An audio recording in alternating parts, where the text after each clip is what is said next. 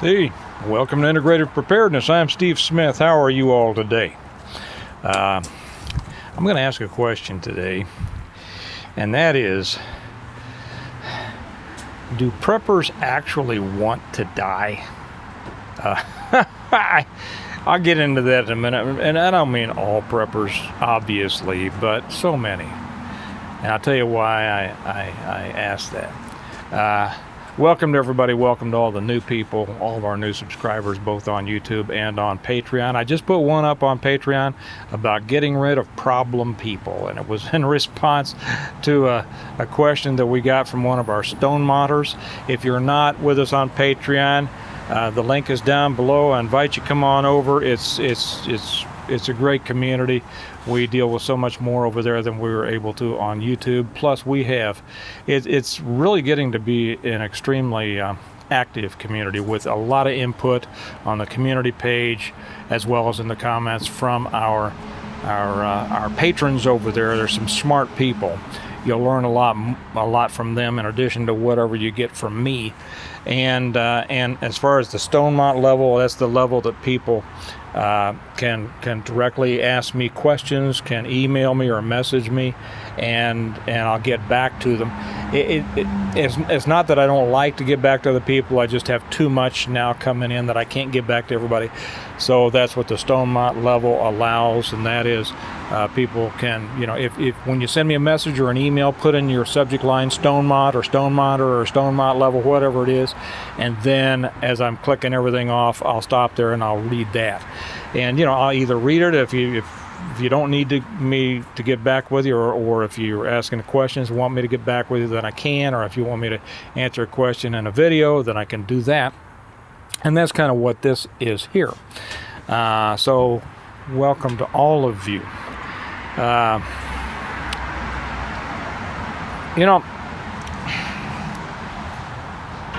do I start this? I don't watch many other channels. I just don't have time. It's not that I don't like them, but there are some that I like that I still don't watch because I just don't have time. Kelly and I just started a new business today. I won't get into that, but in addition to my books and writing, and then the business of the books, because there is a business of books, and then making my own videos and all that. If I watch one or two videos a day, other than mine, that's a good day. That's a good day. And so I don't really watch, and those are just a couple of favorites that, I feel good, or I like, hearing from these people on a daily basis. So I don't watch others, but occasionally, if I step across some, I read the comments. I like to read the comments, because it gives me more of a sense about what's going on there amongst the people, right? And of course, I read all the comments that are on my videos, both here on Integrated Preparedness and American Reversion, and another one that I have that I'm not ready to mention yet. And then occasionally, Kelly got me to join a YouTube group on prepping. And those, not a YouTube group, a Facebook group, that's right. And occasionally those things will pop up, and I'll hear the questions and I'll read some of the answers. And I just, when I do that, I just want to take a vice and, because it seems like so many people, preppers, so many people that think they're involved in preparedness want to die. Okay, let me see if I can explain why, and then I'll be interested in, as always, I'm always interested in seeing what you all have to say about it. I have been, those of you who have been with me for a while know I've been preparedness minded since I was about 10. And my dad, down on our family's farm, he taught me how to throw a knife and throw an axe and shoot a bow and arrow and do the woodland stuff. He was a veteran of World War II, fought in Europe, and so he knew a lot about this stuff. My grandfathers and everybody down there were hunters, I went through the whole Boy Scout stuff, and my dad was always a part of it, and so I learned a lot about surviving, about living outdoors. And as a result of the way that my grandparents lived, both sets of whom had come through the Depression with young families, those lessons were burned into me from an early age. So I've always had a preparedness mindset. Through my years in law enforcement, I picked up a whole lot of different skill sets having to do with preparedness. And then I suppose that I've been involved in the preparedness business for that noise behind you was my dog trying to catch a bee and eat a bee. He loves going after these bees and wasps. Don't I feed you enough? He just can't stand the thought of something flying around in his terrain. So, I'd say for probably the last 25, 30 years, I've actually been involved in preparedness business, whether that was teaching combatives, defensive tactics alongside, the more what we consider to be preparedness, the stocking of food, the being able to live with a minimum of resources and develop resources alongside that. And then, of course, more so in the last, 10 to 15 years with actively, teaching preparedness. And then, of course, the books, writing my books, I guess I should say, for anybody who has come along and doesn't know, the Stonemont series, the books that I wrote about, detailed in a novel. It's in a great story, so it's not just a dry, textbook. The novel, the Stonemont series, that details how to prepare for, how to survive, and then how to rebuild after a worldwide collapse. So I have been in the preparedness business for a long time. And so as I read a lot of comments, and not so much here, we have some really smart people here, but on other places. And then I hear the answers being given, I just want to knock my head and I think, man, do these people actually want to die? That comes to me from two different places. We'll see if it comes from the same place. I'm not sure, because I came out here just with this thought in mind, and maybe as I talk about it, we'll see if they have a common ancestor, as it were. First off, we have so many people who come at preparedness with a pessimistic attitude. They come at preparedness from a negative attitude, okay? That all they want to do is survive. And when I make more positive, if I make one about last week, is the world going to end on Saturday, right? It was all about that, September 24th thing. Is the world going to end on Saturday? 5,000 views, right? Which is a lot for me. It's not much for some of the big channels, but it's a lot for me. And then I put up some very positive ones. Oh man, people didn't want to watch that. Some did. The positive people wanted to watch that. So that's a perfect, and I'd say 500, right? I've got 3 that were about great things, about people doing, about people starting their own businesses, about people, just creating wealth. And did you know that that's very important in preparedness? A lot of people don't want to hear that because they don't want to hear about making their lives better. They want to float around in that sea of pessimistic doom, right? Nothing can be done. Doesn't matter what you do. Nothing can be done. Well, they want that because they're negative people who don't intend to do anything. They don't want to try because trying takes effort. And then it also puts them on the line of, oh, what if they fail? Then they have to admit that they tried and failed, right? we've all known those people. So it's easier simply to say nothing can be done. It doesn't matter what you do, it's all collapsing. If you tell them how to better themselves, well, yeah, but then, money's not going to be any, if I say, make more money, what are you going to do when the money's not worth anything? You see where I'm getting at. They would rather live a life of excuses and impending doom than try to do anything else. Those people simply want to die. See, because actually preparing for anything would take some effort on their part. And they would rather just wait around and die. Of course, in the meantime, they get their dopamine fix by watching videos about impending doom, right? Doesn't matter whether it's the asteroid coming at us or whatever. And within this certain group, and I hate to say this, as a Christian, I hate to say that a lot of these people come at it from a religious, a Christian standpoint, saying, well, Jesus is going to come and nothing that you do will matter, because read in Revelation and all this. I'm not going to get off on that stuff, but I'll just take this spur for a second. I don't want to tell those people. Yeah, I have. Believe it or not, yes, I have. I've studied it, and there are people who have studied Revelation their entire lives. And do you realize that they come down thinking on different sides? So if you're hiding in that, you're also doing yourself a disservice. I'm not going to get into that. I'm probably going to put one over on the church channel. We'll see.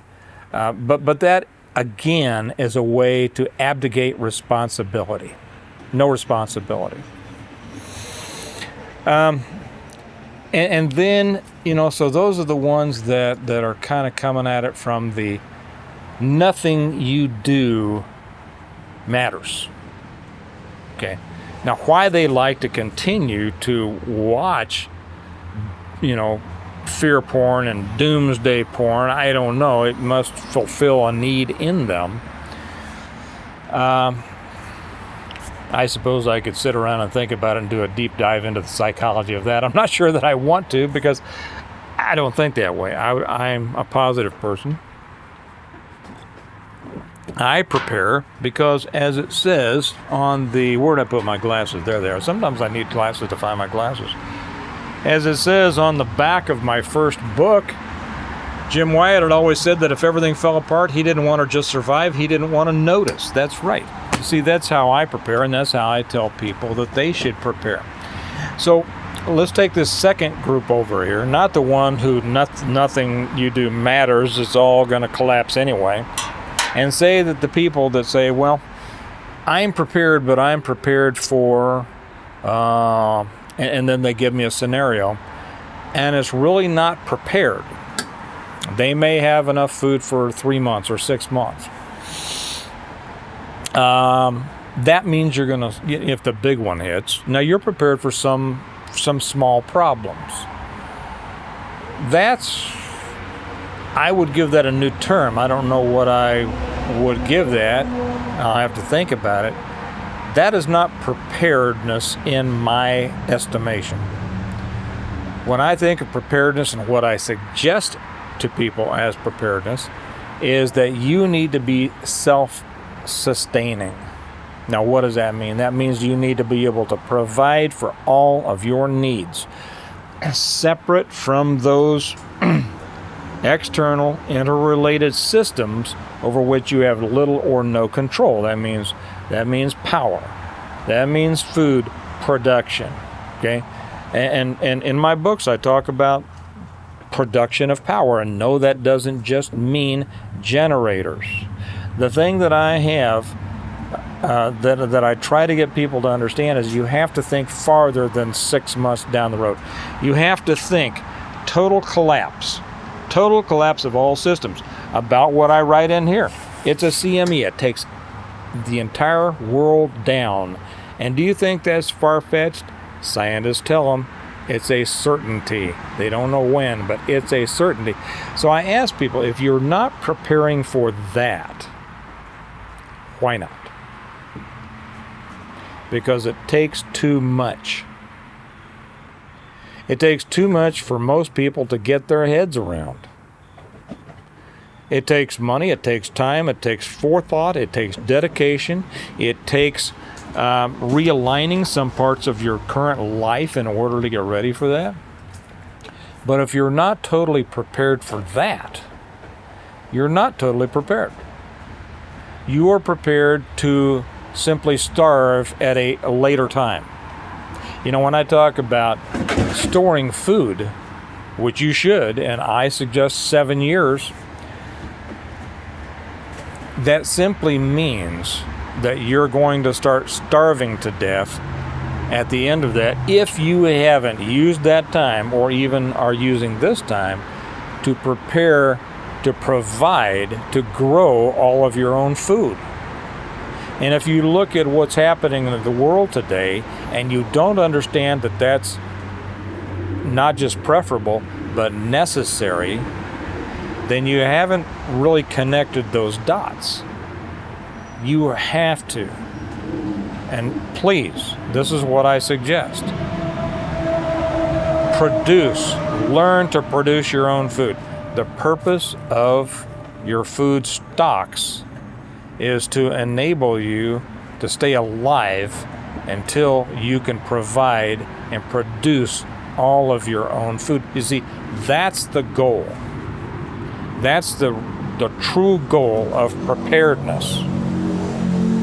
To prepare to fulfill all of your needs. That's food, that's water, that's shelter, that's defense, that's protection. And that's the building and development of community. You know, when I talked about the importance of people and community the other day, it got 500 views. If I'll talk about the end of the world, it'll get 5,000, 10,000. Well, maybe not 10,000, I don't get that many. It'll get 5,000. How sad is that? That's because most people are not serious about preparedness. Most people watch these videos to get that dopamine high, to get that, you know, that fix of things are bad. And hey, you know, I mean, in that sense, when those of us who make these videos, when we make a video that appeals to that, we're a little more than a drug dealer, to be honest. You know, we're giving somebody their fix. But maybe that's not bad, I don't know. I mean, you know, it's up to each person to consume what they want to. And I'm talking about channels a lot bigger than mine, certainly. But maybe if that gets somebody out there, or a few people out there, or some people out there to actually get to thinking about true preparedness, then it's good. Then it's good. And maybe I do a disservice to people by not doing more fear porn. I'm just thinking out loud here. Maybe I do a disservice by not trying to come up with you know, better click titles, because that would draw people, and more people would come and see some of the good information, you know, in the videos. I don't know. You know, whatever works, I just do what I feel like doing at the time. But all this means that, you see, I've put this is an entire lesson plan on how to prepare for those who truly want to survive. And yet, I get people who haven't read them. Some people say, I can't afford them. You know, they're $5.99 on Kindle. And I know most people would rather have the books, but if you're really interested in you and learning how to prepare, $5.99 is not much. And so I don't believe someone who tells me I can't afford it. But I'm serious about preparedness, because enabling yourself to have more monetary resources is one of the most basic things you should be thinking about. And a lot of people in the preparedness world are always trying to figure out how to do things with nothing. Well, you can do some things with next to nothing, but you can't do much.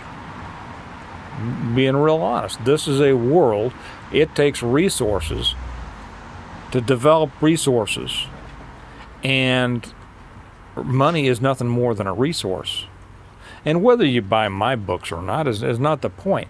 But I don't think anybody is serious that won't, there are other channels besides mine. I'm going to throw this out there, so it's just not about me. There are other channels out there who mainly are on Patreon. And yet people say, well, I won't spend $1 a month on them. Well, then you're not serious. You are not serious. And there are people who will say, well, I don't like to use credit cards. Well, that's your choice. I'm not going to say anything about that. But all these excuses show me that the person is not preparing to live. They're preparing to die. And they really need to think about that.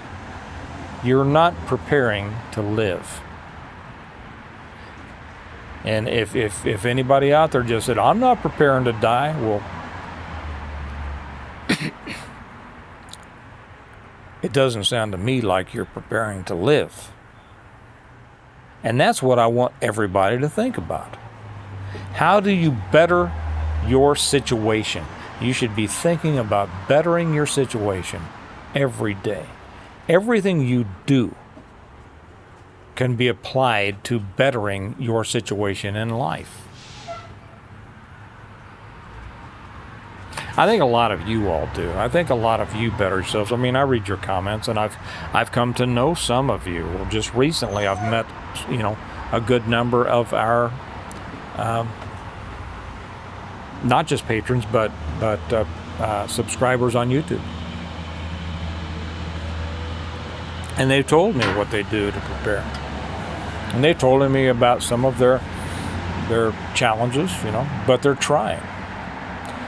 And they really see the importance of long-term preparedness.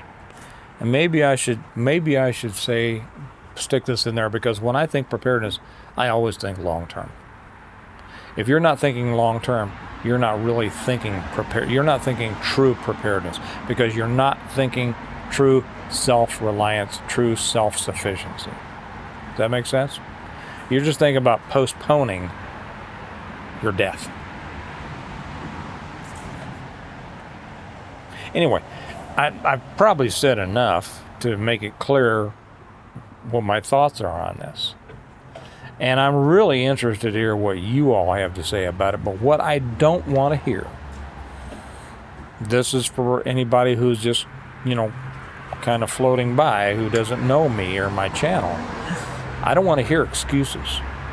Because the minute somebody makes an excuse, I stop believing that they really want to do anything. Because people who really want to do something don't make excuses. Simple as that. You'll either make something of your life, or you'll make an excuse on why you think you can't, which means why you won't. I think that's the most important thing that I have to say. If you're making an excuse, you're just saying that you're not going to do what it takes to better your life. And that's a shame. But it's not up to me to argue with you. If you don't think that your life was worth more, I'm sorry. But I think that you have a place to start right there. You've identified your proper starting place. And that is recognizing that your life is worth you applying yourself to more than you are now.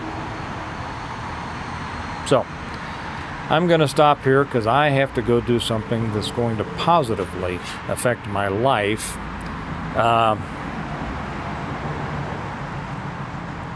Did I tell you that Kelly and I just started a new business? Yeah, we did. You know why? Because the world may not crash next week. It might not even crash within the next year. And so we always do things to better our lives, to better our ability to provide for our family better, to buy him more dog food. But we don't know when the end is coming. We simply know that every day we want to do something that improves our position, and so should you. All right. I'm going to go and do some things. Got some special plans tonight that I can't tell you anything about. But remember that we prepare well today in order to live well tomorrow. And you are preparing at this point to the extent that you think you need to. I would ask that you revisit that and say, am I preparing enough so that I am going to have the kind of life after a collapse that I would like to? Or do I need to adjust it? Am I one of those preppers that really wants to die? Or am I one that really wants to live? And I hope you're the latter. Okay, you all have a good day. Remember, if you want to buy the books, that's down there on how to buy them through Amazon or autographed copies from me. If you want to join us on Patreon, if you're not over there, that link's down there too. We'd love to have you. But in whatever case, you all have a good day, and I'll talk to you later. Bye-bye.